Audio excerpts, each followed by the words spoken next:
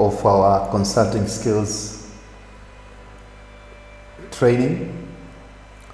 And today we are entering our lecture number 4. And our main coverage, we try to look on some 4 things. Number 1, to find some methodologies of consulting which are basic one, the most basic one. And also we shall try to see the deep methodology of consulting on strategy consulting. There are some tools you need to know as a consultant, like BCG model, we shall talk about them later, but like the so-called Unsolved Matrix, etc., etc. But also we shall talk about internal consultant and external consultant, and what are the qualities. We shall try to see also the qualities of effective consultant and non-effective consultant. So I welcome you again today to continue with our training, and thank you very much for registering with the Institute of Management Consultancy. And please, you may register further on our website and become a member or a person who could be receiving materials for this purpose, but also it can help you to grow in terms of your career, work and business.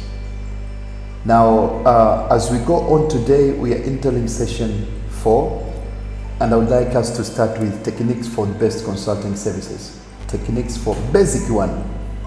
In a consulting service, you need to be able to have critical thinking, and you approach a client issue in a very diagnostic manner.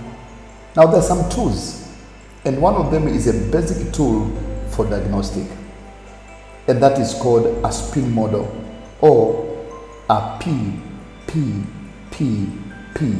model. We say 4P model. I've used the 4P model to write a lot of reports, my consulting work, because the 4P model is about problem which the client is facing, the position, whether the client is, you're starting with the position, where the client is, the first P. The second P is the problem which the client is facing. A third P is number of possibilities to address the problem, because normally there might be not only one approach to address the client problem.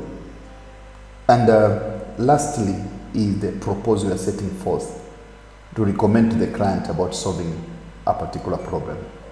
But now it can be considered in another way around, which we call it SPIN. S-P-I-N. S stands for situation, P stands for problem, I stands for implication, and N stands for need payoff. And that we are talking about in order to address a consulting work, it is important to ask as much question as possible and get as many answers as possible, and then to go through the analysis process to get what the most applicable one, and then recommend the client what the best solution for the problem is facing. So we try to talk this into depth: the situation question, problem question, implication question, need payoff question. But for those who have been into strategy consulting, or even those who are new, normally in strategy consulting, when you prepare a strategic plan or a strategy, you start by looking on a situation analysis, of which you use some of the basic model like SWOT analysis: strength, weakness, opportunities, and challenges analysis. Both looking on internal and external factors that might affect it. So it's a situation, but also in situation you look on PESTEL model: political, economical, social, technological, and legal issues affecting the client. So it's called PESTEL model. So you may go through that so to get the situation. So in your thinking, you must have that in hindsight, both the SWOC, SWOC, and the PESTEL model. But also there is another technique for understanding the situation that is called stakeholders analysis, including the competitors and the other stakeholders who are engaged with the client. So let's go back to our SPIN model, and that is situation, problem, implication, and need. And normally, the more you go through this model, you are increasing commitment for a solution, client partnership, and a better relationship for tomorrow consulting business. We can put in analog saying about first place is define and design, that is understanding the client issues and problem. Prepare and correct, that is asking question to probe and get some questions. Then you analyze and put up recommendation. You shall talk about case reports later as part of consulting law. So don't worry about the diagram you see. We shall go to the depth of it later. But there are many methods of doing consultant before I go deep into spin model.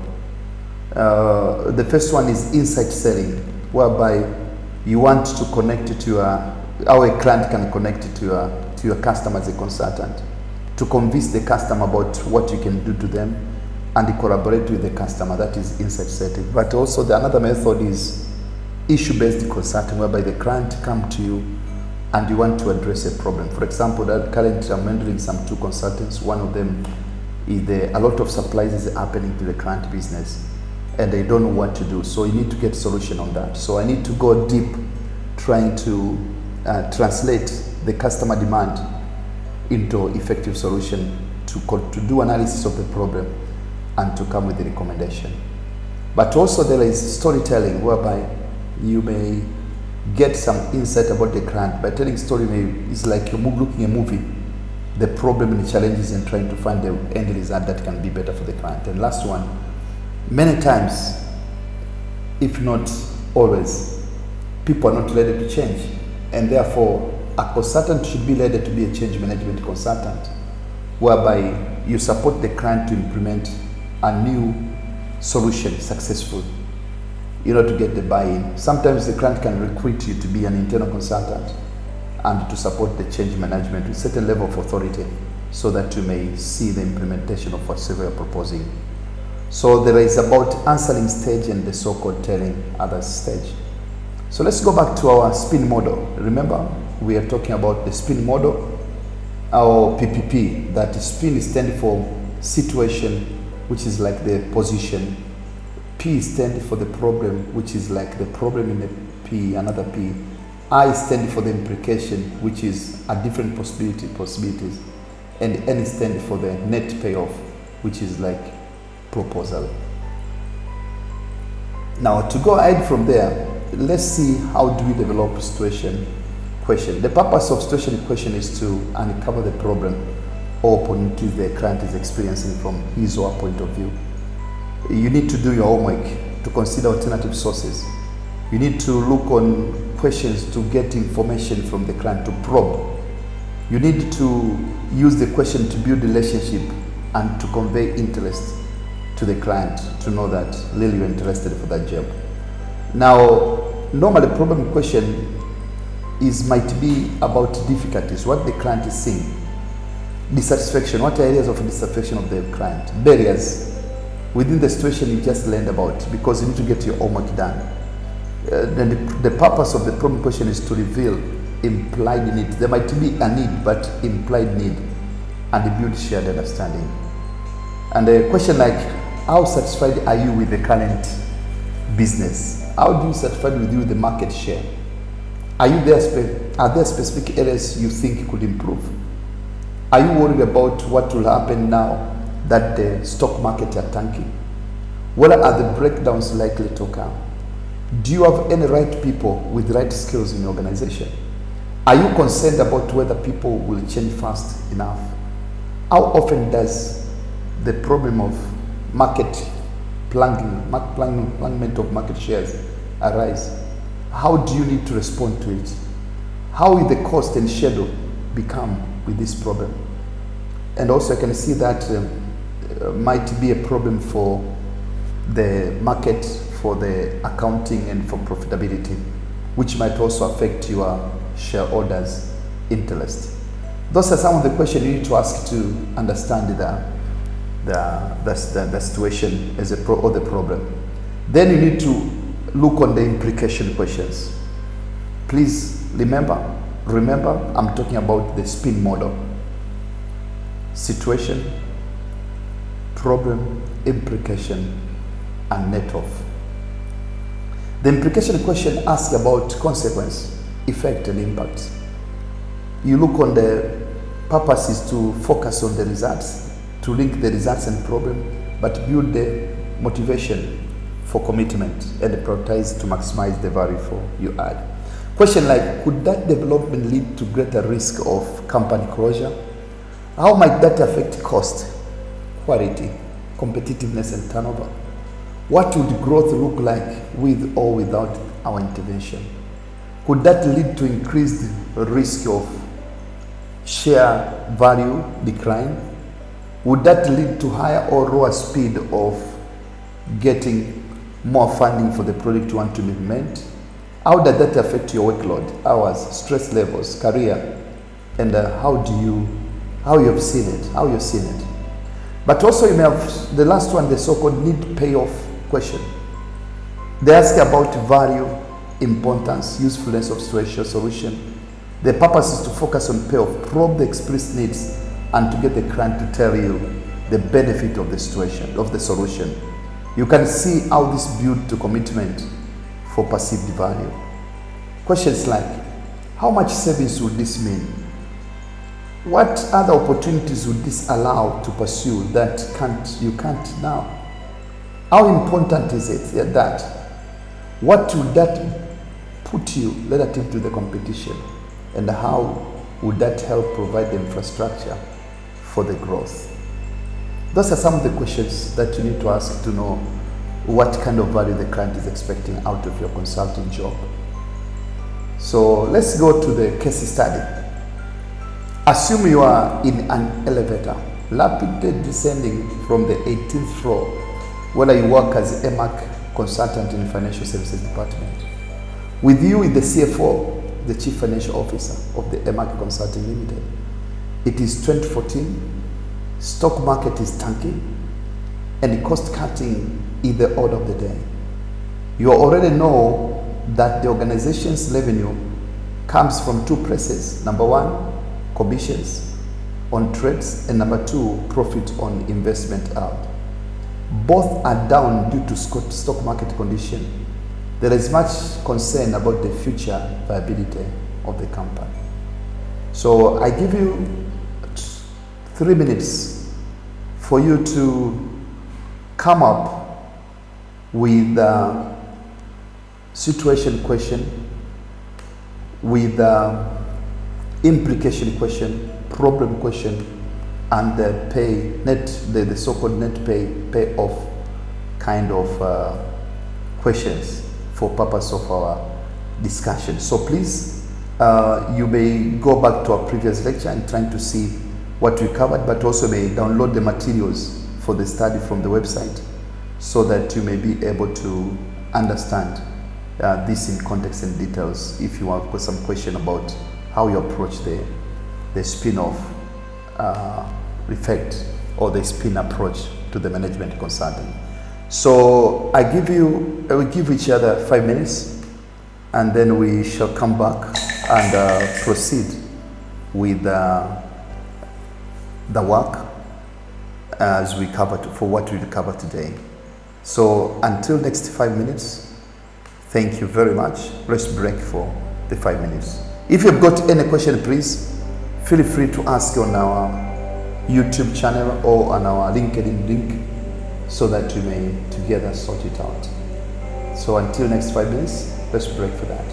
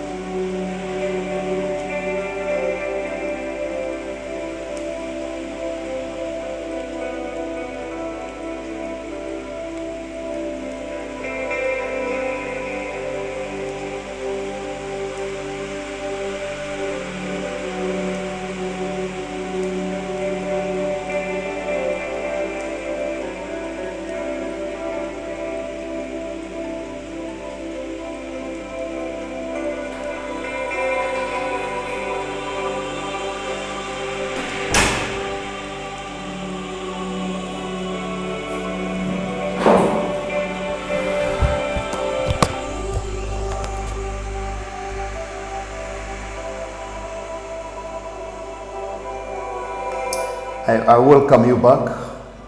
Thank you very much for your patience. And now let's continue with our presentation. And let's go now deep to the expectations of the consultant and the client in the course of the consulting work using this modeling. Consultant will normally conduct further assessment, will deploy some interventions like training resources, promotion, health and wellness activities or facilitation to help the client. We will serve as an expert resource but also provide the means for assessing the results. Always the consultant will provide honest feedback. But for the client, we will normally provide access, publicize, will administer satisfaction surveys, pre and post test, and take additional measures, but also preview what the consultants are advising and provide feedback materials, but also provide honest feedback. Why are we putting this together? Is for one reason, that is to set forth the expectation between the two, the consultant and the client, so that you may know what the client really will do. But also, when the client has not provided you access, you know for sure that's your right, because otherwise you will give out a very poor kind of consulting assignment. And also, I tell people, better you don't do the assignment than doing partially, because in the end of the day, we're not looking forth on the current capacity building or current income flow, but the future retention that will provide you a sustainable goal for success of your consulting assignment. And typically you need to have some additional skills to address issues on the spin or PPP kind of a consulting approach. And one of them is to be able to do the research and assessment.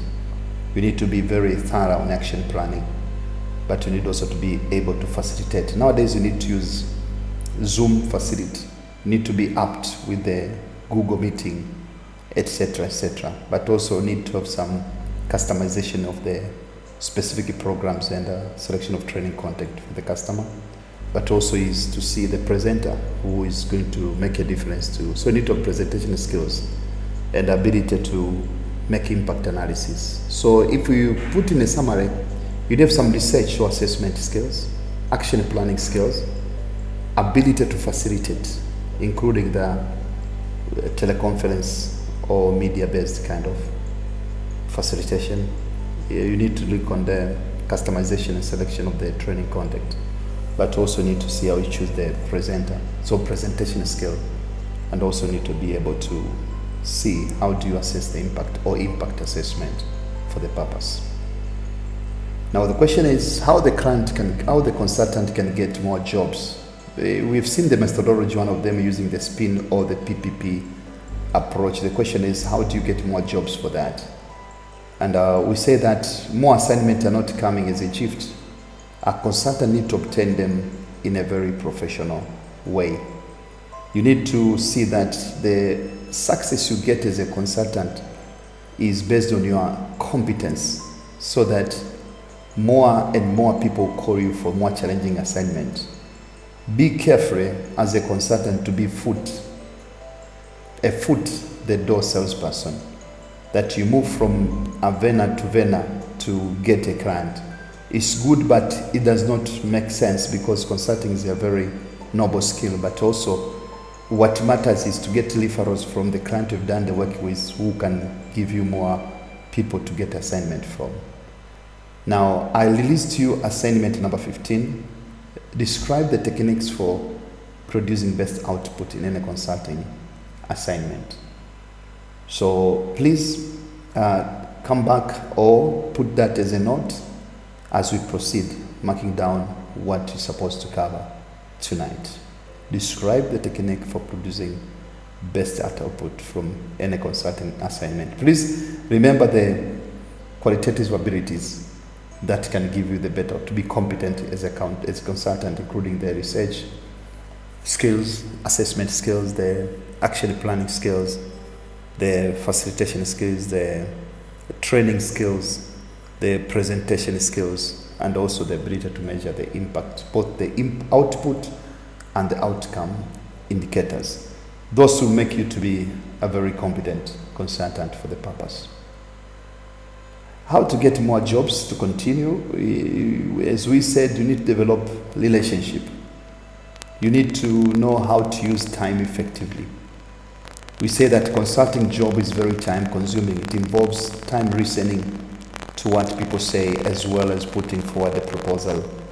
You need to manage your time as well as that of the client, but also need to know that you need to have energy for those around you, the supporting team, so that you may not do everything yourself. You need to be able to delegate some of the tasks to your supporting team, and therefore you need to have a lot of energy to ensure that the team is sustained. Consulting role sometimes is very demanding and can be energy consuming. That makes an end to basic part 1 on the basic skill, the basic technique, which is referred as spin or the 4P technique. To make you better understand, spin means situation, problem, implication, and net payoff.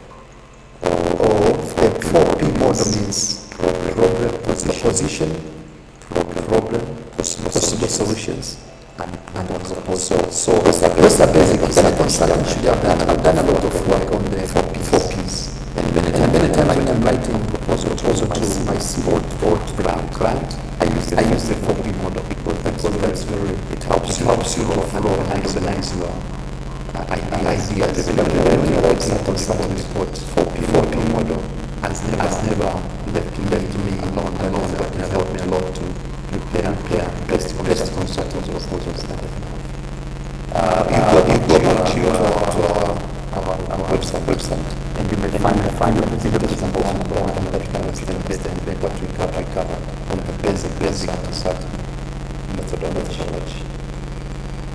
Let's talk about internal and external consultants. We say is a consultant, a manager or consultant manager. If there is internal consultant and external consultant.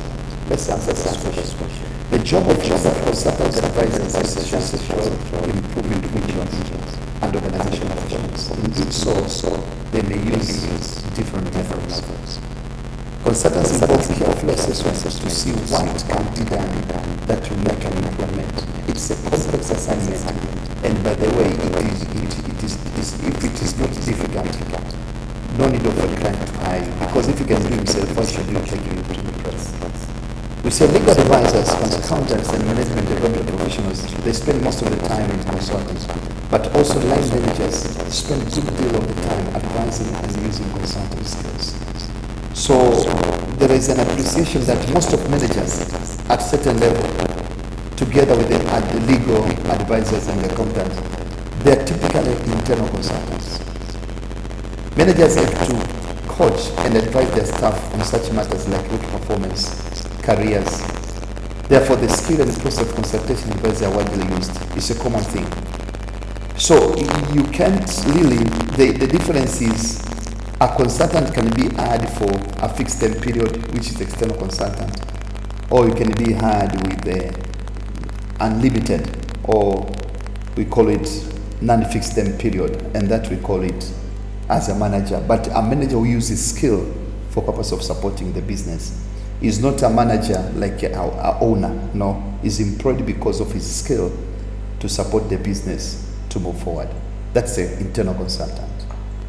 Typically, consulting work has caused a lot of success to the business. Like the client might learn about how to do something new, cost can be reduced, productivity can go up, safety can be improved, profit can increase, quality standard can be improved, job satisfaction can improve, absenteeism normally is reduced, new product is developed, skill level can be improved, wastage decline, employment can increase, reward can improve, but also sales can increase.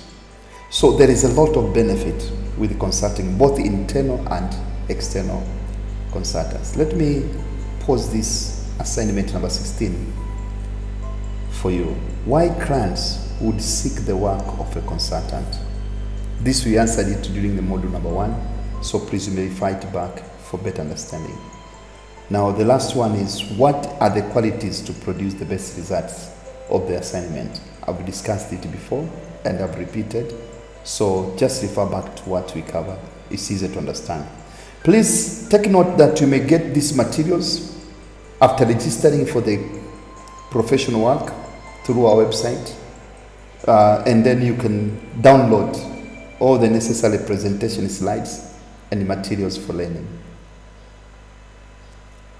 Normally, the consulting work has a lot of implication.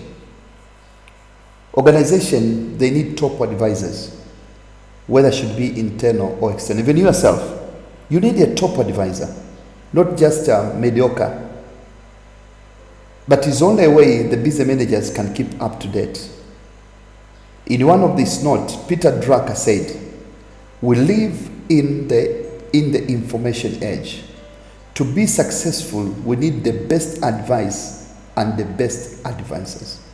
I repeat, we live in the information age. To be successful, we need best advice and best advisors. How can you turn around to be a best advisor so that you may give the best advice? If you just having some kind of challenges with your competence, you may end up being a very poor advisor and result into bad decision to the client. So automatically, the life is changing. There is overflow of information. The question is, how do you help you, the information help you to move forward? You need the best advice from the best advisor. This is our law of assignment number 17, what the essence of Peter Drucker quote in this part. That's you need to answer it on your time. So a better model for you to understand the internal consultant and the external consultant, you may look on this graph here. On the top there is external consultant and down there is internal consultant. External consultant and internal consultant. Now with external consultants, we say that the external consultant is advising the client. You get a job and you're advising the client. But also you may be engaged on a project management role. So an external consultant can be both an external advisor to the client as advisor role, we can see on the left side of this slide. But also the external consultant, as I mark it there, can be external project manager and become an executive of the company for specific projects. Now, with the internal consultant, you may be an advisor by using your specialist to advise colleague in the organization. You might have a team. Normally, most of management, they call up a team and form a team with mixed skills. I remember working in an organization whereby I was a manager. Despite the fact that I was managing certain line of work, we are called to prepare a strategic plan of the organization. And I was amongst the people who was leading a team to support that. So is my internal specialist to advise others and help others because of my knowledge and skill, and also from their knowledge and skill to prepare a document that will make a transformation institution. But also can be an internal manager advising subordinates or colleagues. So is also an internal consultant whereby you can be advising for purpose of supporting the organization. This is called an executive. You may review the work of others. That's part of consulting assignment. In conclusion, in this diagram is we have got internal consultant and external consultant, and they've got similar but different reporting role. It can be at executive level or can be as advisor. Both are consultant. We need to appreciate that consulting is not only for the external consultant, but it also includes the people in the supervisory positions in the organization, in terms of managers who provide daily routine advice to the organization or supporting the team of the staff to understand better the delivery of service to what the organization is doing. The consultant's activities can be undertaken from either an advisory or the executive role, both from the internal consultant and external consultant. So if you've got any question on this part, please send to us and we shall respond to it with immediacy. Let's talk about internal consultant role. Most organizations today employ internal consultants. Now, the Institute of Management Consultancy is both for internal and external consultants. And we say, for example, a company called Safe Marine Limited and discover the foreign consultant. And if was a business development advisor providing information on market opportunities, he was a consultant for business development. Sala was an internal auditor looking for efficiency and effective policy processes. So automatically, Sala, being an internal auditor, he was a consultant. That's why those who are reading on the IPPF, International Professional Practice Framework, it defines consulting, internal auditing, as both assurance and consult. Because an auditor is typically a consultant for purpose of improving the efficiency and effectiveness. And Mina was the information system advisor to help to introduce the requirement for the improvement of organization performance. But you may have Maneno, who was a training advisor, so he was a consultant on training. Sheba was occupational and hygiene safety specialist concerning with improving working practice as well as advising the issues. Medo was a coordinator for the computer information unit to help to ensure that network arrangement were up to date. But also Ipiana was a public relation officer using his skills and providing information to media. But also Steve is an industrial relation advisor working to establish policy throughout the organization. So all this, they look like internal employees, but that typically the organization is using their skills and knowledge to further promote the business interest. There are some challenges with the consulting, which are very common, both internal and external. Number one challenge is failure of the client to implement the advices. Why? Because you can't force a client to implement the advice. You may advise, but the decision to implement or not to implement your advice is resting with him typically. But sometimes the client might ignore your recommendations. You might have worked all the night and all the time and ignore. I was working with another company this morning, and one of the companies, and I knew that the people they given me, if they present what I was proposing to the management, it will be withdrawn. So I had to force and create environment whereby I meet the top management. And thanks, in the morning, I met them and my proposal was accepted. And now they're starting implementation next week, which I'll be supervising from remote point of view. But also, sometimes frustration when people are not implementing the proposal. We say you can be working all the night long for 2 or 3 weeks and wasting a lot of time, but nothing happened. So my question is, on assignment number 18, what will you do if the client is reluctant to implement your recommendation and inputs? Please, important advice. Never take anything personal in the consulting business. No. Do its professional work.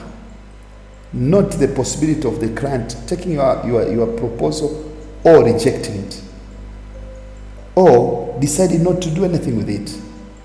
Because our role is not to force the client to implement, but our role is to provide advice. And you may have the best advice, but there may be some political intervention, political interference that may lead you to a frustrating position whereby you have taken money from the client, you expect positive results to add value to the client, and nothing is working. Particularly, especially when you go to the public sector organizations. And that can be frustrating sometimes.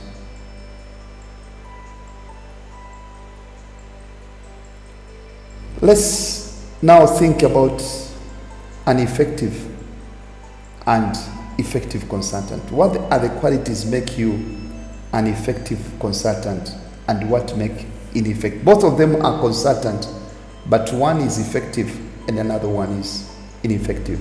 What are the things makes difference on that? So please use this screen in front of you to put as a check mark for yourself and see if you can come out with areas for improvement. Because in the end of the day, the purpose of all this training is to ensure that we continue to improve from where we are to another different position. So I give you 5 minutes break, and when we come back, we shall continue from where we ended to complete our very task.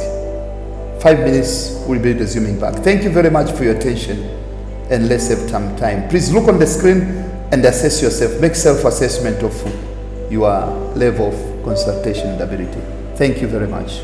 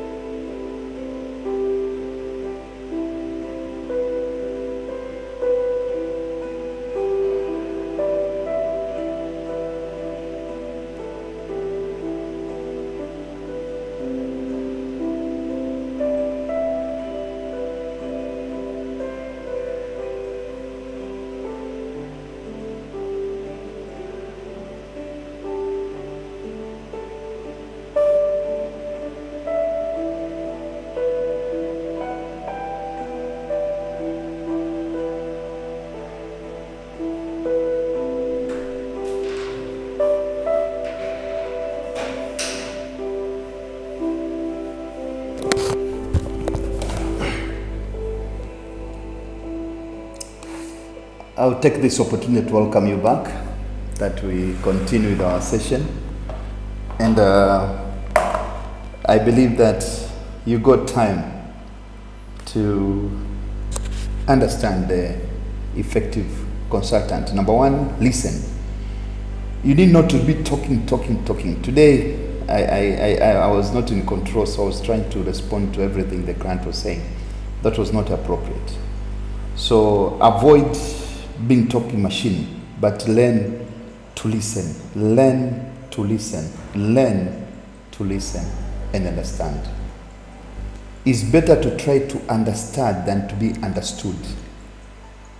I repeat, it's better to try to understand than to be understood. So learn to listen to your client. It's better to keep quiet than speaking anything. There is always a good time for you to speak. Accept data without contradicting with what the client say. So don't clarify. You might know the truth, but there's time for you. Listen carefully. Never be judgmental. Never be judgmental at the first point. But as you move on by getting more information, you can be judgmental. Concentrate on the assignment as a priority. So don't have multiple assignments. It will be a very tanking. Take time to assess the problem. That's the most important issue, because 50% of your time should be on assessment of the problem. And also get to know the problem or the opportunity. Summarize accurately what the client say. Give confidence through the gesture and the behavior. Always nod your head, show that you're writing. It matters a lot. Relationship is more important in consulting than your technical skill. I repeat, relationship is more important to consultant than your technical skill. And then get to know the problem. We say give the confidence through the gesture and behavior. Fulfill the promises. If you say I come at 2 o'clock, be there. If there is something that does not make it to be there at 2 o'clock, tell the client prior. Adapt a positive approach. Not to be negative, but also work to facilitate action improvement. For an effective consultant, he shows himself that he's more superior than the client. You are killing yourself, brother. You are killing yourself, sister. Because the client say, what the client says is important. He will consist that he himself knows better the organization than the client himself. And that is happening even to internal consultant. Please not sure that. That's why I say that rules of management, the boss is always right. Rule number 2. If he's wrong, refer to rule number 1. I repeat. Rule number 1 of organization, of consulting. The client is always right. Rule number 2. If he's wrong, refer to rule number 1. And this I don't mean that you don't need to open up, but I'm trying to say that never criticize or blame a client. Be objective and support a client. As a toddler, you are helping the person to cross the road. So your focus should be to help to cross the road rather than trying to say you're going slow, whatsoever can happen. You kill the relationship. The ineffective consultant has many irons in the fire. It's been so many tools and solutions. And he may call even number of the team to be great because he's got many solutions, which is wrong, which increase the expense. But also the ineffective consultant is impatient. He has got instant prepared solution. No way. Why? Because there's no instance in consultants. Problem should be properly analyzed. He's interested on his own views, not the client's. He has no confidence. He's unrestful. Fail to deliver until the client calls and calls. This has been a common problem to most of consultants, even on the legal arena. Only point out what is wrong instead of pointing up areas of improvement, but also work on positive change, but no positive change image. So you'll be trying to work out without any positive results in that. My question is assignment number 10. What is iron in the fire? what is meaning of many irons in the fire. In the end of the day, you don't know what is fire and what is iron. You need to have some spare iron outside the fire as part of the work of the blacksmith. It is true that consultant and advisor need to be knowledgeable of their field, but still put the client understanding first. The expertise should support the client need, not domineering effect. Have right bedside manner like a medical field. Patients want their doctors to be top experts, but primarily they want him or her to treat them as people. You may be a doctor with all the A's and the top degree, but if you are mistreating people, patient number one will not be healed. Number two, they will never come to you. No matter of the sickness, the way you handle them matters a lot. That's why I say most of healing for the patient comes not because the doctor are expertise, no, but care. That's why hospital is called hospital. That is hospitality. A care is more advanced than anything in the consulting industry. In the past, too many doctors have been accused of being poor advisors. Not because they are technically fault, but because they turn off the client by their behaviors. They can't say, sorry, take easy, it shall be well. No, they will just be lash and rush to the solutions. I remember when I was young, going to the doctor those days, the doctor will start writing the prescription before even hearing or listening to what you say. And say, next. Another person come, he looks on the head and start writing the prescription. Next. Another person will come and just look on the head and then write a prescription. Before you finish talking, say, go to the prescription window and get the medicine.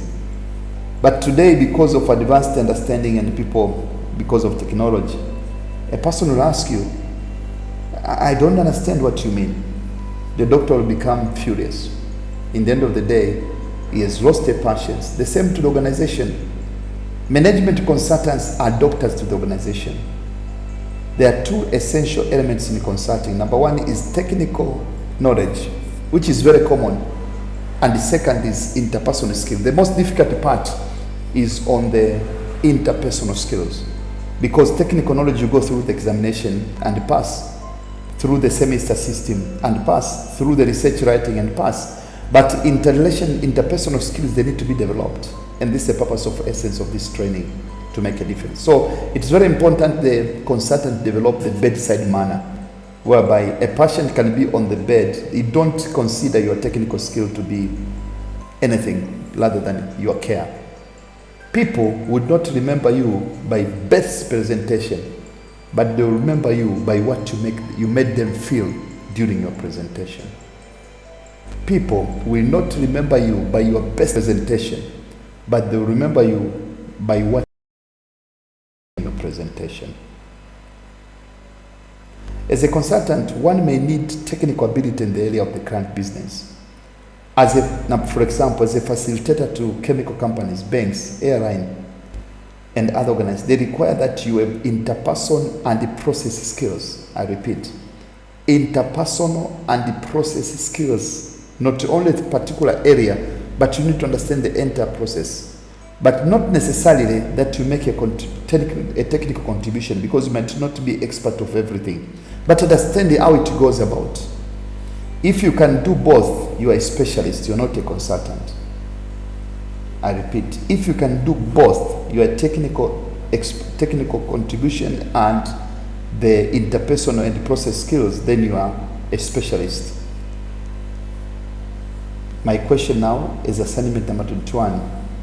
Use internet sources to distinguish between a consultant and a specialist. The only difference, which is very clear, is a consultant not necessarily have got a technical capability of what is consulting on. He has the consulting skills. But a specialist has both. So a specialist is not necessarily a consultant, but also a consultant is not necessarily a specialist.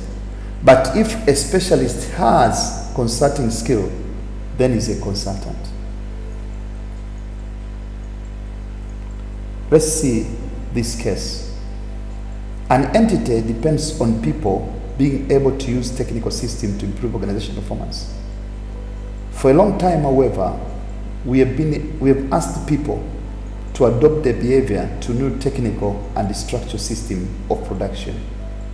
Examples include the way organizations are structured to minimize people contribution, whether it be repetitive work on the assembly line or lack of structures for consultation.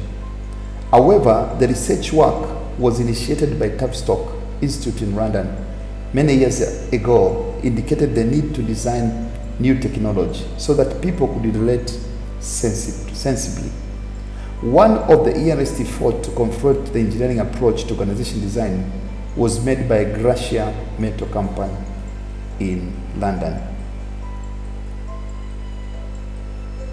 There, Elliot Jacks, 1951, was employed as an external consultant and worked with the managing director, Wilfred Brown, to find ways of involving staff at all levels in the decision-making process. Eric Triss, 1963, and his colleagues developed another approach based on the concept of socio-economic technical system, which encouraged job design to reflect work people's involvement in the design from the early stages. This has seen a number of changes by consultant advisors.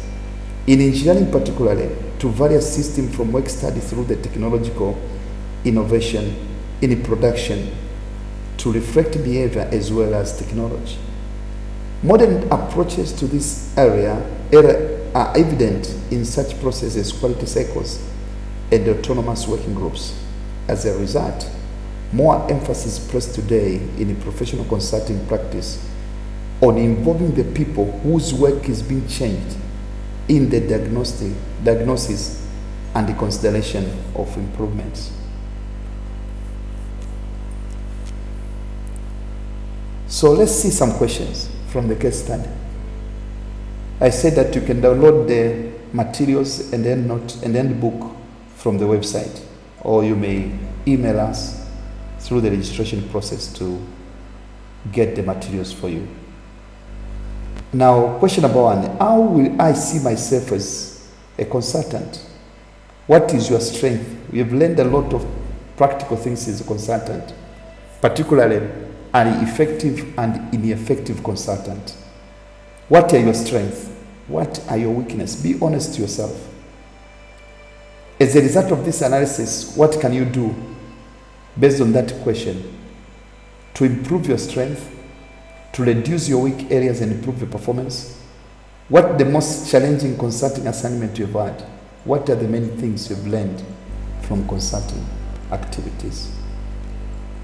So as you are trying to answer this question, let's break for the next 2 minutes and then we proceed for today's presentation. Thank you very much. Until then, so please, let's have some 5. You may take coffee or tea as we continue.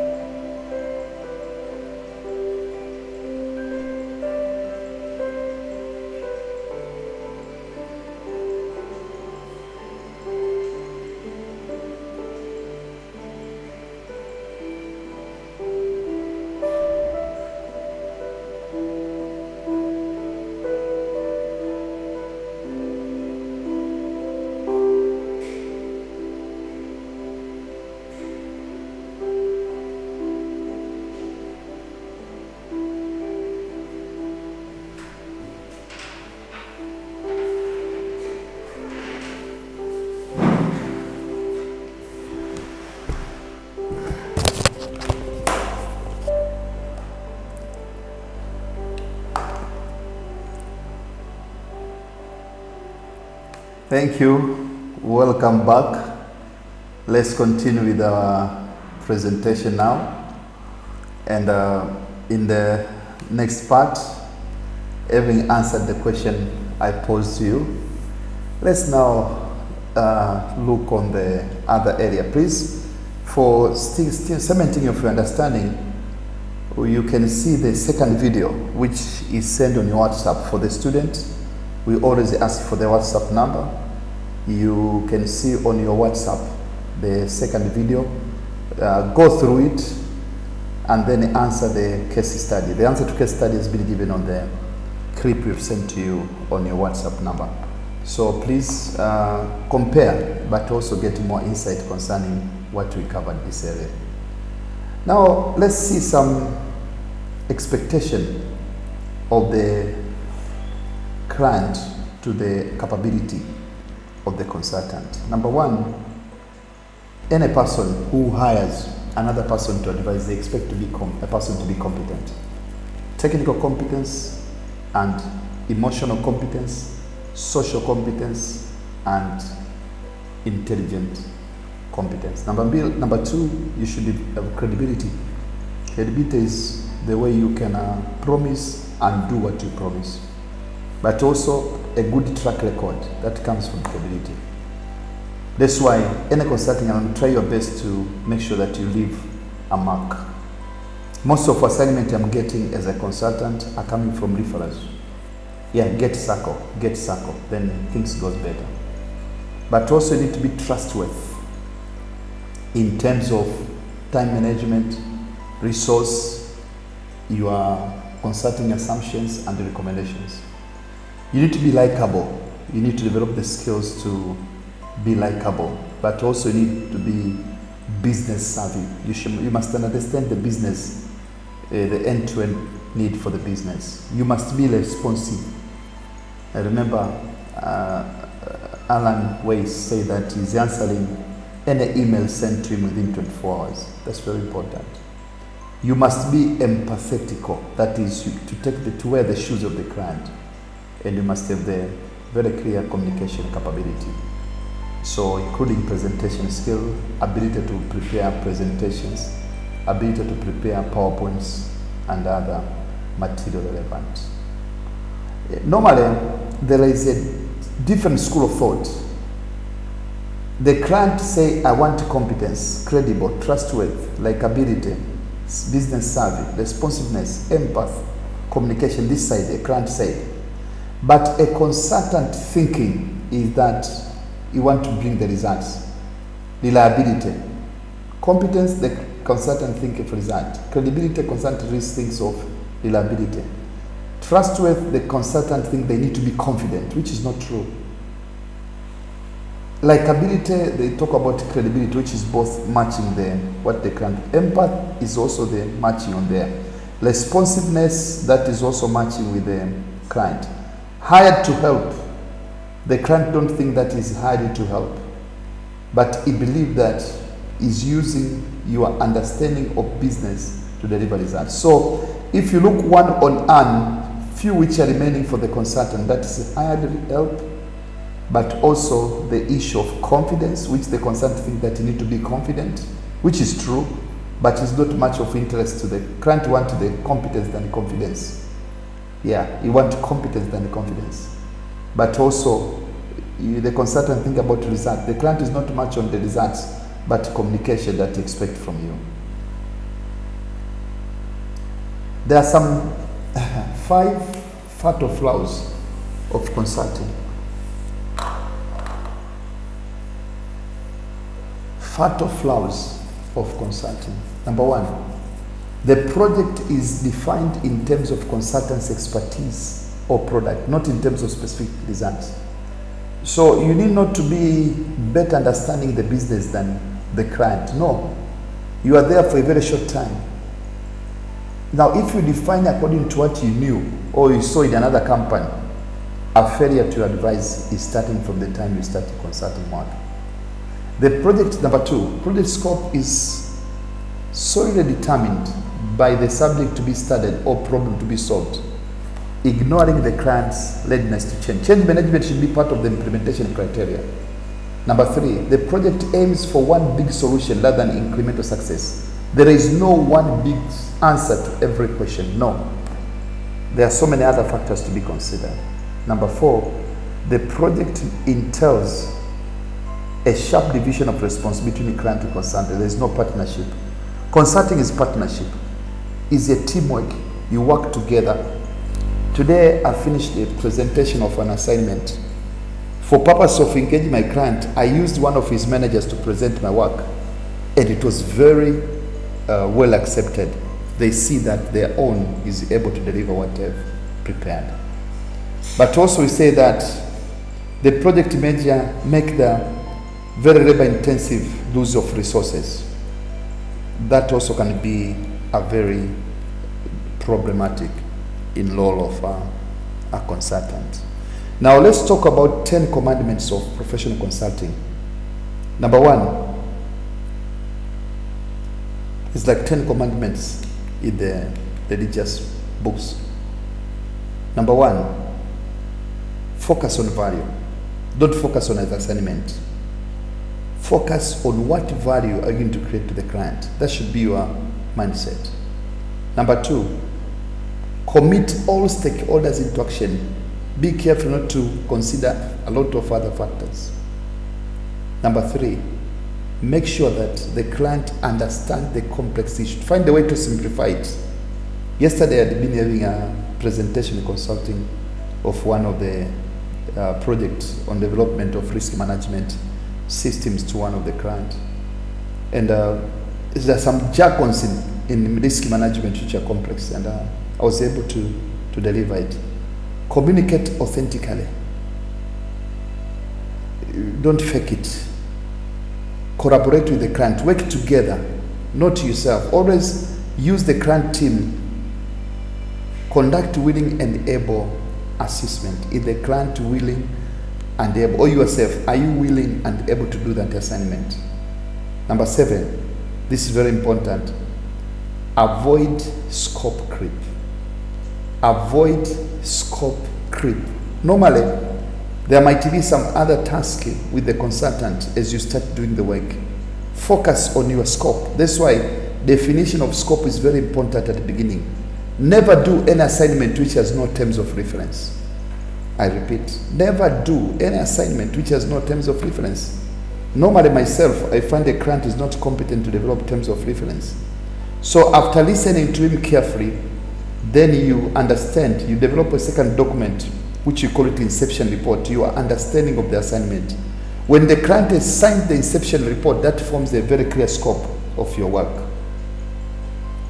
Number 8, compress the cycle of time of delivery.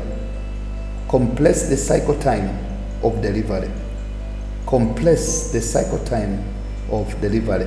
Always always promise but under deliver. Always over deliver. If you say this work will be taking 10 days, make sure that within the 8 days you finish it. Always put somewhere a way to lean so that you may over deliver the expectation of the client. Number 9, don't take the American solution to your work. That is, customize each solution. And lastly, you need to read and read and read and read as a consultant. So if you have got those 10 commandments, you'll be able to deliver the best result to the client than what you can think of. Assignment number 21. What are the 10 C's of consulting? So the answer you can see on the screen in a moment. 10 C's of consulting. So this is a 10 commandment assessment. It is 15 minutes. Question number 1, please complete the 10 commandment assessment using grid of high, medium and low. After everyone has completed the assessment, we will discuss in large group. Please note that, however, that this assessment is confidential and strictly for your own use. Share only what you want. So please, you will find this assessment on the website, and those who are registered candidate will send to them the assessment on the 10th commandment to know whether you are, and also we'll discuss further on the website regarding the response to this for those who have access to the inner material of the website. Thank you very much for this part, and we break for next 2 minutes before we engage ourselves on the final and last part of today's lecture, that is tools for strategy consulting. We are trying to look on various tools, which are very important. One of the very important insight as a consultant, this lecture we're going to present in next 5 minutes. Otherwise, you may end up being confused and frustrated. So please, thank you very much for your attention, and let's be patient to finish our last lecture tonight. See you then in next 5 minutes, where I will be covering the final part of our discussion tonight. So as we come back, we'll continue from there. Thank you.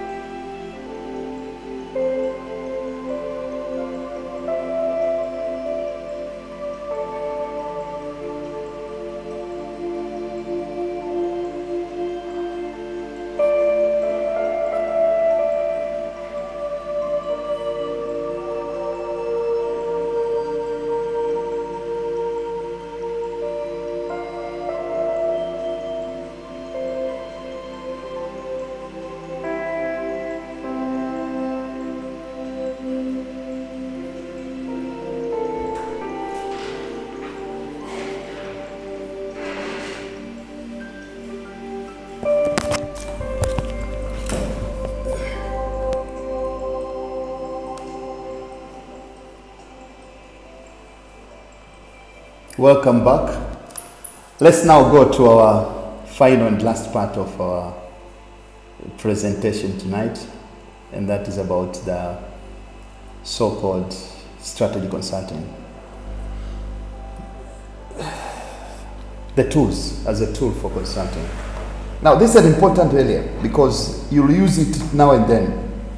I've used these tools and they've helped me a lot to make best some money in consulting work, but also best presentation to them, my competence framework to my client. So as you're learning today, make sure that you understand very clearly. These are the top 5 tools in management consulting, particularly strategy. And mind you, strategy consulting is one of the leading consulting to the client because business is about a strategy. A well-formulated strategy will make a better pay for the client. So the first tool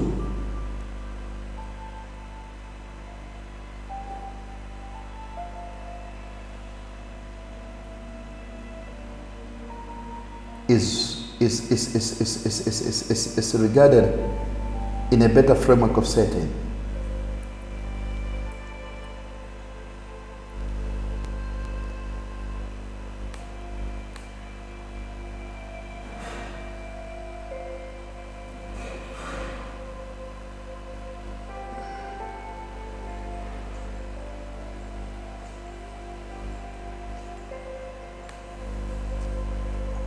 In the better framework of the setting as we move towards a consulting area. Now, I can see that that part we are trying to relook it. So please, I ask you for some few minutes break as we live and upload the necessary tools for the consulting assignment.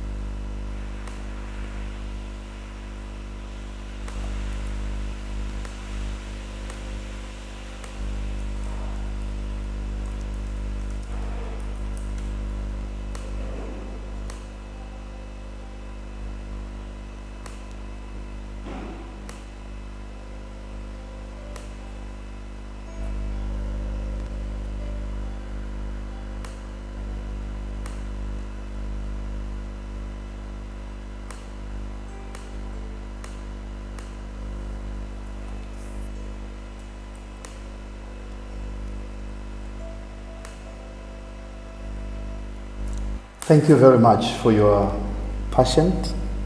We had some challenges on the link to the materials, but we are back.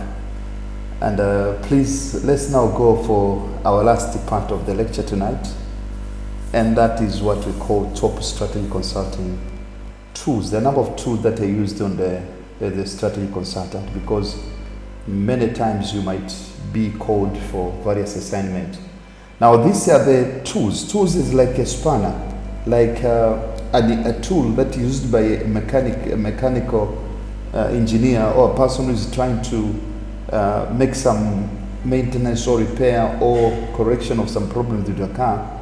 That are the tools. So it's like a toolbox which a dentist has to support his work. The same to the consultant. These are important tools which can be used for a number of consulting, but typically it is very important on strategy. My first assignment when I started consulting job was to do the strategy consulting assignment, whereby I was called by a number of organizations to prepare the strategic plan for the organization, and that typically resulted into better, improved results. And so I would like you to appreciate the importance of these two at the beginning. So please make sure that you understand them thoroughly, so that next time you're called for a consultant, you need to know that part of your toolbox, they're not necessarily for the use of the client, but for the consultant. This is typically what are the things which helps you to take tire out of the car. It helps you to remove that screw that is causing some problem with the engine of the car. Those are called tools. Now, one of the top one is what we call Microportaforce 5 forces. That is one of the very important tool which the consultant uses to achieve the best results. It's called about Microportaforce Model, and is one of the best known framework you can use. It is used normally to analyze the industry. It helps to determine how competitive an industry is based on 5 different factors and the library that is existing among the competitors. Those are the 5 areas. Number 1, who are the competitors of the business? Thus you need to think as a consultant. Part of understanding the business is for you to be very sure of the competitors. What do they have? What kind of strength do they have? Number 2 is about the threat of new entrants. What about the nature of the business? Is it so open? Anyone can do it. But do they need startup capital which can take time, or you can just jump in and do the business? We talk about potential competitors. So number 1 is who are the competitors of the business, who are competing for the current business situation. Number 2, what are the new entrants expected? That's a futuristic view. Number 3 is a threat of the substitute products, alternatives. If you talk about Coca-Cola, an alternative could be Fanta. If you talk about water produced by, we call it Kilimanjaro water, you can have an alternative like Azam water.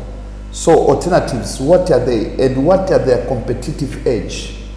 Number 3 is bargaining power of the suppliers. How much can you negotiate with the supplier? Are they able to supply goods while you're waiting for them to be paid? What is the credit period they can give to you? And what kind of product they can give you at a better price, so that you may be able to save costs and sell your product at a better view.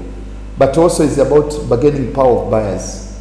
Do the buyers have a lot of options, or they can fall on your business? So typically the Microportaforce Model is very important tool. Look on 4 areas which are very critical.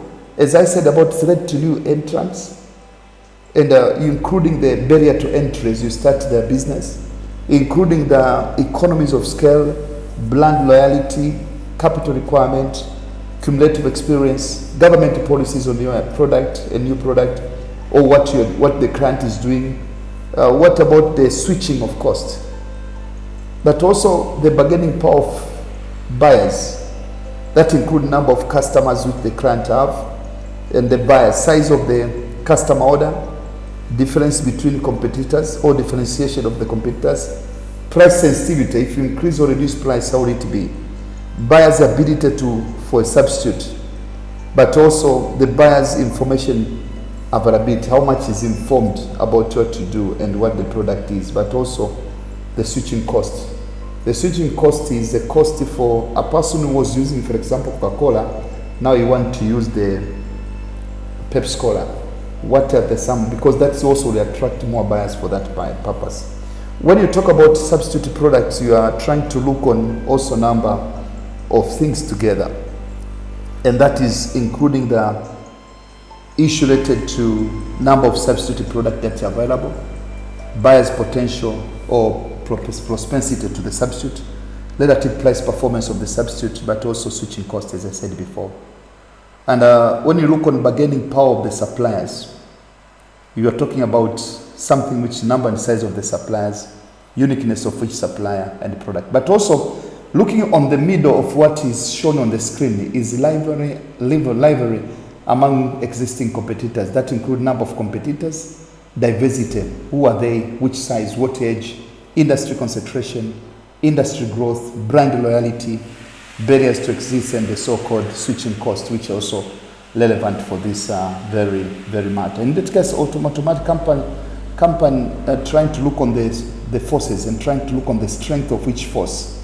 The 5 forces which we talk about is the threat of new entrants, bargaining power of buyers, threat of substitute product, bargaining power of suppliers, and delivery among the competitors. So this has helped me to do a lot of assignment when a client is new to the market, but also a client want to expand for further, so that we may see the possible ends and means. So such kind of a tool is critical. For example, we say that in this framework, industry with little competition, it allows for greater margins and therefore more attractive to enter. So this is what we have as the so-called Porter's model. And you go to your mentor with this presentation, part of the Institute of Management Consulting work. He will explain to you some examples. And there is also a work to be done on your organization or given organization to use the 5 forces model to derive a consulting support to the client. So this is part of the methodology that we use in the consulting assignment. The second tool, which is very also important to be used, is called Handbrake Strategy Diamond. Mind you, this is just a tool, and when you use one tool, it provides the so-called economic logic as a consultant is doing his work. And it has never been much useful to most of people. Even myself, I've used it fairly often, but it's a very important tool.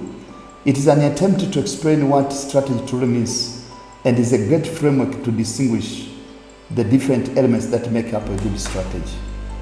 Typically, the model, it consists of 5 essential parts that together form the unified whole. Number 1 is, when you see on the top, is what we call arenas.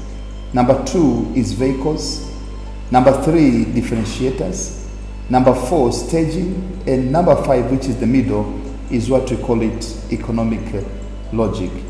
And each one element, concrete and deliberate choice, have to be made on what to do, and more importantly, look on what not to do. The choices made within one element should reinforce the match choice made in other 4 elements. You need to know that companies can achieve a sound and a sustainable strategy by making proper choice also in other areas. So you may see on the arenas is where will we be active, which product categories, what channels, which market segment, geographical area, core technology, value creation. And number 2 is vehicles. How will you get there? So number 1 is where, vehicles is about how, differentiation is how also, the winning part. And when you come to the staging is what will be our speed. How do you go about delivering your product? Speed of expansion or sequence of initiation. But also the economic logic, that is the middle part of our screen there. You look on the how will the returns be obtained, the margins. Lower cost, lowest cost through scope, or premium price due to proprietary product. Product might be very special. Or premium prices because of the unmatchable people to that. So it looks on the arenas, it looks on the vehicles, that where will we be active, channel, product categories, market segment, geographical areas, technology, which value creation, that is part of arena. Vehicles, including the joint ventures, how are you going to derive your approach, licensing, franchise. You want to be in, for example, Mwanza. What vehicle do you use? Are you going to open up your own shop there? Or you're going to use a joint venture? Or you're going to use strategic alliances, or licensing, or mergers and acquisition? But number 3, you consider differentiators about what differentiates you from other. How will we be win? Including the price, styling, reliability, customization, image. But also now, after knowing the arena, knowing the vehicle, knowing the differentiators, you look now on the staging point, speed of expansion, sequence of initiative and interval between the events.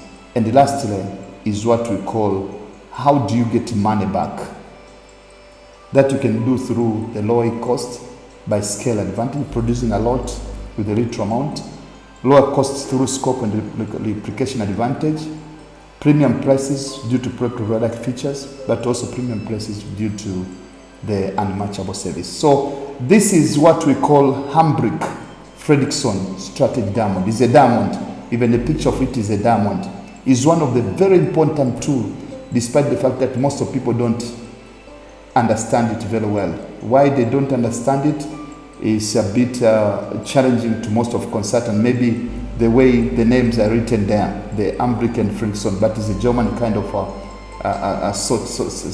coming, but it's very critical as a tool. So you need to know it, and please consult your mentor. He will give you the assignment for you to better do it practically to derive the best output and results for the training we are carrying here. The third tool that we can use for our better understanding is what we call 3C Wizema value discipline. The value discipline as a model for purpose of understanding. It's a framework that builds upon the key message coming from the Porter's generic strategy that company should have a focus, should have a clear focus on what they want to be known for and what they want to excel in. There must be a very clear focus on what the company wants to be known for and what it wants to excel in. If the company tries to excel in multiple disciplines, it's likely to end up stuck somewhere in the middle. Trace and Wezema propose 3 value disciplines from which companies can choose from in order to become market leader. Number 1, product leadership. You can be leader in product, the best and most innovative product offering, like what you see in Apple. And that's what makes the difference between Apple and Windows. Operational excellence, that is cheapest product through cost-efficient production process. Or customer intimacy, that is, we call it amazing customer service and customer relationship management. So you can create your area of focus by looking on 3 things: product leadership, operational excellence, and the customer intimacy. Now, choosing one of the discipline has tremendous consequence on how the company should be operating in terms of the structure, process, and the culture. So you can see very clearly that is customer intimacy, and that when you talk about the so-called customer intimacy, that is customer service, top customer service, and the so-called relationship management, or product leadership, that is the best and well-known product offering. You can have that, like I say about Apple. Or can be operational excellence, the cheapest product through costly. What is Chinese are doing now? That is the best total value, the best total solution, and the best product. So all in all, in the middle, you find there is a white color, there is an amber, that is threshold value, and also you've got the leadership value. Both of them are very critical to that. Discipline means focusing on one thing that will make you different in the marketplace. That we call it Tracy Wezuma value discipline. It's one of the two that is very important for the consultant. Now, I ask that you consult your course mentor, who is assigned to you, who shall give you more elaboration on the model, but also giving you assignment for purpose of better understanding on how to use the model. You may send it on the email, you may send it on the web application, but you need to register as a student to get that kind of facility. Another one is Unsolved Matrix. That is also an old but very useful tools for developing a presence in the market, in the business you're making. There are different ways of growing a business, and you find that Unsolved identified 4 strategies for growth, which are shown on this pictures here, which are called Unsolved Matrix. It is well known as product market expansion grid. It's well known as product market. You can see on the left, there is a product, and on top, there is market. That is market product expansion grid. And you can see on the right, there is high and low. The more you go deep with your product market, the risk is low. But the more you differentiate your product, the risk is also very high. It allows managers to quickly summarize potential growth strategies, compare with the risk associated with each one of them. The many growth strategies, which you can see on the picture in front of us, there is market penetration. It is offering more of existing products to the marketplace. So what you have, you just offer it more. That is what we call market penetration. The first square inside there, and it's using the existing, you can see existing product. That is market penetration. Number 2 is market development, offering existing product to the new market. Offering the existing product to the new market. So the first one is to the existing market. Now you're expanding to Congo or to another region in Tanzania. That becomes as market development. There's market penetration using the existing market with the existing product, or going further to offer the new product. But on bottom, there is something else, and that is, we call it product development. That is offering new product to existing market. You can see new on the left, the market is existing. That is product. But also, you see the last one is called diversification, which is a strategy of moving into new lines of business by entering new markets or industry with a new product that are either related or completely unrelated to the company existing offering. The main purpose of diversification is usually to reduce portfolio risk. Diversification is just another, like market penetration, market development, product development, a growth strategy as defined in the Unsolved Matrix. Now, from these 4 strategies, it is the most risky one, since the company has no experience into new market, does not know if its product is going to be successful. So this is another tool that is used by the consultant to help in delivering value to the client.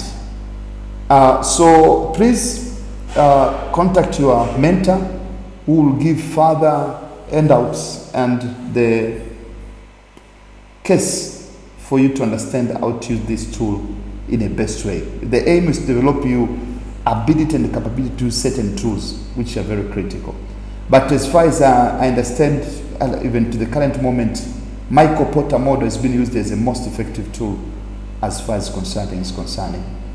Another is, this is very common. I led it at my master's degree, and please, I don't have copyright to what I'm trying to describe, but for purpose of learning, I'll just explain to you on the appreciation of the BCG model.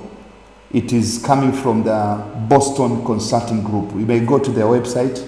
It's one of the highly lucrative consulting business for them, and is one of the leading consultants who have given a lot of support to the growth of other consultants, but also have conducted a lot of improvement in the business sector. It's referred as BCG Growth Shear Matrix. It is designed to help companies to consider growth opportunities. So it's a matter of growth. And you do so by reviewing the portfolio of products, what kind of products you have or business units, in order to decide whether to invest and whether to divest, whether you want to invest and whether to divest. The matrix is divided into 4 quadrants based on 2 factors. Number 1, market growth. You can see on the left part of our matrix. Number 2, relative market share. So you look both on the market growth and what we call it as the market share. So number 1, on market on the 4 types of business units, the products, there are different business unit or product. It can be some other, you can consider any product you can name about, or business unit if it's a company, which are productive units.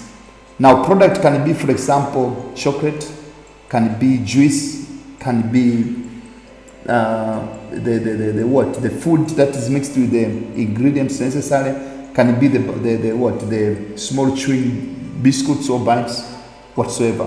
Now among them you need to look on your product and divide them, even in department in the organization or in a company. The first category is what we call dogs. Those, they don't give money a lot. They are just there to support, to protect. It's just like when you talk about internal audit unit, or you talk about something which is not yet materialized. Number 2 is what we call question mark. That's an area also, the product, which is still, you've got a lot of questions concerning how can they have. So if you try to look there, the dogs have market growth rate which is lower, but they've got also the high market share. They don't bring a lot of revenue. They don't have a good markup. They don't give a lot of margin to the company. Those are the product of that nature. But when you look on question mark, those are the product which have very high growth rate and they've got very high market share, but unfortunately they don't give a lot of margin to the company. The product which the live better product for the company is what we call cash cow. These are the things which bring cash to the company. They've got a low market growth rate and they've got the raw market share, but they're the one that are supporting the company on the growth strategy. And last one are the stars, which now are the new product that are bringing and yet to give a lot of return to the company.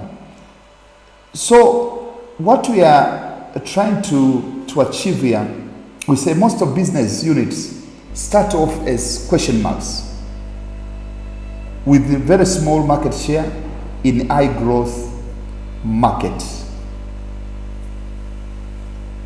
Most of business, depending on how well the unit and the industry is doing, it might end up to be a star or a dog.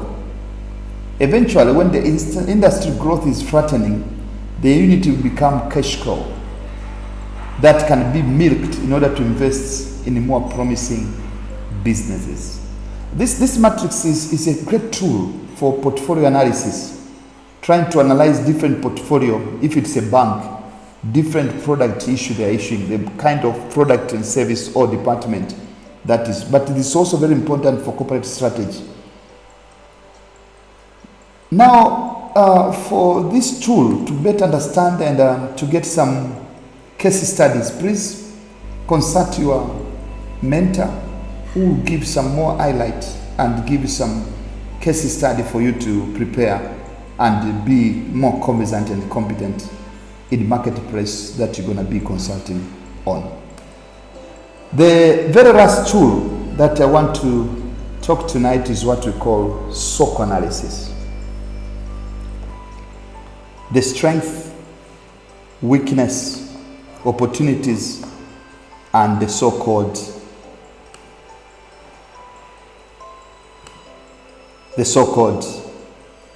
challenges. If you're a strategy consultant, you use the environmental assessment tool, which is called SOC. That sometimes it was called SWOT analysis, to highlight the strength, weakness, opportunities, and threat of the organization. the SOC analysis can be a very useful instrument when you begin to develop a strategy for the client.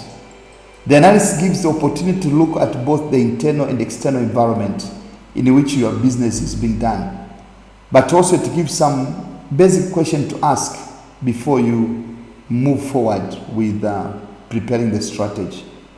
First, think about things which are internal to organization and which you can control. What are the things in that company which can be controlled by management? What are the things that the company is doing very well?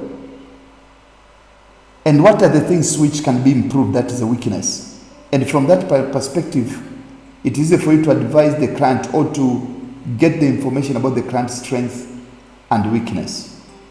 Strength is how the company or the client is faring in the market. How does the profit margin look like? What is the market share?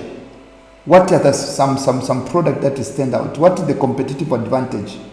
On the weakness, what are some shortcomings that need to be addressed? In what market which the company is faring worst and worse is expected? Do you have any worst cost that's anticipated? Do you have high turnover? Or are their products suffering compared to the competitors? On the other side, the assessment of sense and risk offer a sense of how well we are doing and where we can improve internally. There are functions that you can direct control, but also it's important to look on the external environment, because S&W is for internal, which the business is doing. For example, in opportunities, you need to ask a question. Opportunities, how could changes market work at my advantage? And how could the technology help the business? What opportunities out there to increase my profits?